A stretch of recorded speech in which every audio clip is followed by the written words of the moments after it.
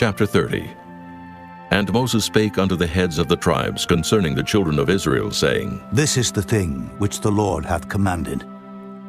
If a man vow a vow unto the Lord, or swear an oath to bind his soul with a bond, he shall not break his word. He shall do according to all that proceedeth out of his mouth.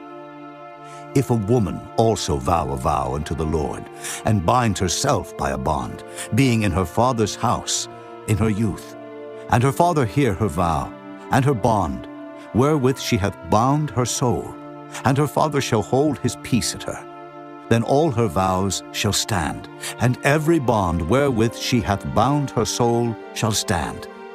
But if her father disallow her in the day that he heareth, not any of her vows or of her bonds wherewith she hath bound her soul shall stand.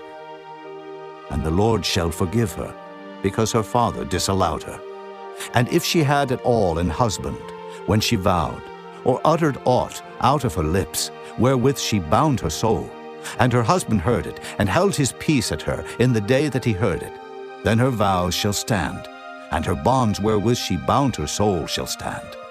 But if her husband disallowed her on the day that he heard it, then he shall make her vow which she vowed, and that which she uttered with her lips, wherewith she bound her soul, of none effect, and the Lord shall forgive her.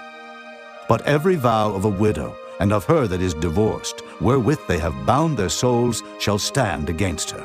And if she vowed in her husband's house, or bound her soul by a bond with an oath, and her husband heard it, and held his peace at her, and disallowed her not, then all her vows shall stand, and every bond wherewith she bound her soul shall stand. But if her husband hath utterly made them void on the day he heard them, then whatsoever proceeded out of her lips concerning her vows, or concerning the bond of her soul, shall not stand. Her husband hath made them void, and the Lord shall forgive her.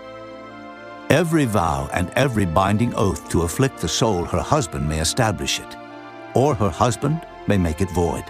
But if her husband altogether hold his peace at her from day to day, then he establisheth all her vows, or all her bonds which are upon her. He confirmeth them, because he held his peace at her in the day that he heard them. But if he shall any ways make them void after that he hath heard them, then he shall bear her iniquity. These are the statutes which the Lord commanded Moses between a man and his wife, between the father and his daughter being yet in her youth in her father's house.